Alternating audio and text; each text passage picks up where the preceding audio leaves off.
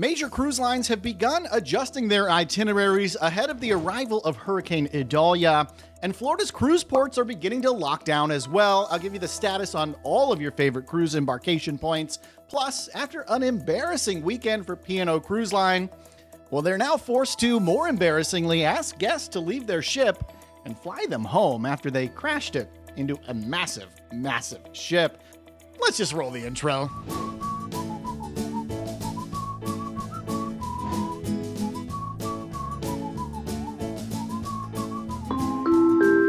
Hey, welcome to the Midships channel. I'm your Captain Corey. Thank you so much for stopping by the channel today.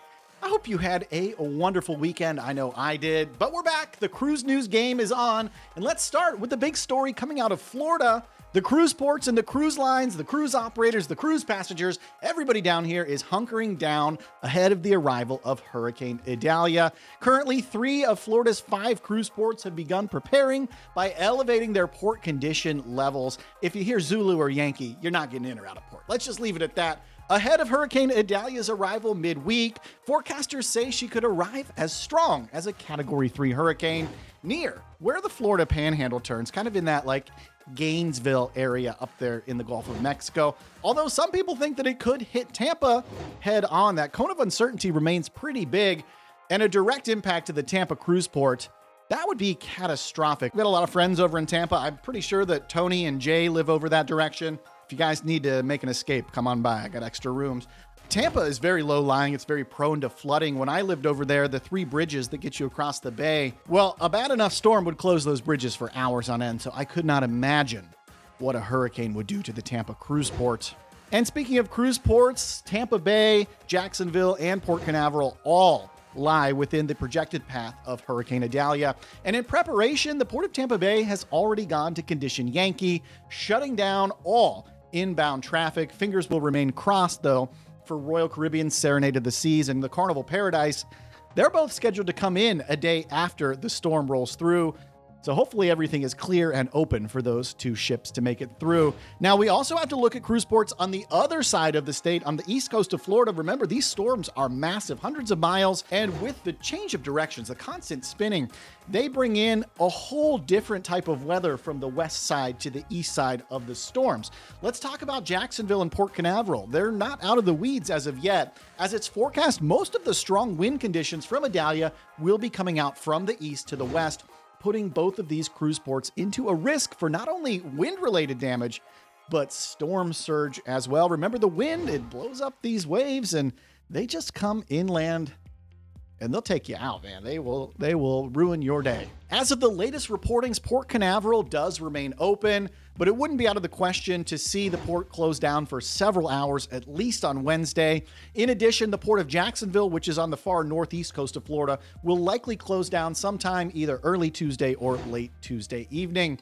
And yet again, we've got another ship. Carnival Elation is due back to Jacksonville the day after the hurricane goes through. It's going to be interesting to see what happens with all of these cruise ships waiting to come home to these home ports a day after a major Category 3 hurricane. I bet a lot of folks out there are wishing they picked up some seasickness meds or some of those C-band wristbands ahead of their cruise. And if you don't want to get caught off guard for your next cruise, well, maybe you should spend a few minutes stocking up on the absolute essential items you should never cruise without. You can find them in the Midships Amazon store. It's everything that I always take with me when I cruise. It's a great way to support my work. Doesn't cost you a thing. You can find it at the link in the description below.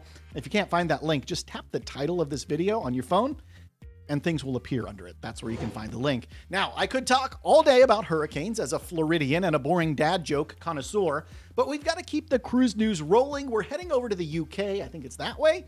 I don't know. The P&O Britannia ran into some bad weather of her own this weekend when the ship broke free of her mooring lines in port, striking another large vessel, damaging lifeboats and other life-saving equipment on the Britannia. And when the lifeboats are broken, that means the ship might as well be broken too, because you can't sail if you don't have enough life-saving equipment on board for everyone, which means P&O Cruise Line is now disembarking some of their guests and flying them home instead of sailing them home on their ship. In a letter sent out to P&O guests, they confirmed that there are actual structural damages that have occurred on board the ship, on board the lifeboats, and the cruise line is offering first come, first served to any volunteers who are scared and want to get off and be flown home. They don't want to sail on a damaged ship. Otherwise, the cruise line will pick people to get off and fly home early. And boy, I would not want to be in that 100 to 200 odd people that are likely getting asked to leave from their holiday cruise. That would really suck. What do you think about all this? Let me know in the comments down below. If you made it this far into today's episode, please make sure you get subscribed to the channel. While you're down there subscribing, leave a huge thumbs up if you hope this Hurricane Idalia can spare Florida. Maybe she just spins off and becomes a little storm over the weekend. Smash that thumbs up button for a little bit of good luck for us Floridians down here. Thank you so much for stopping by the channel today. And until tomorrow, we'll see ya on the Midships. I didn't know what I was doing with my hands. I had so much sugar today. I'm sorry. See you tomorrow. La la la la la la la la la la la la la la la la la la la la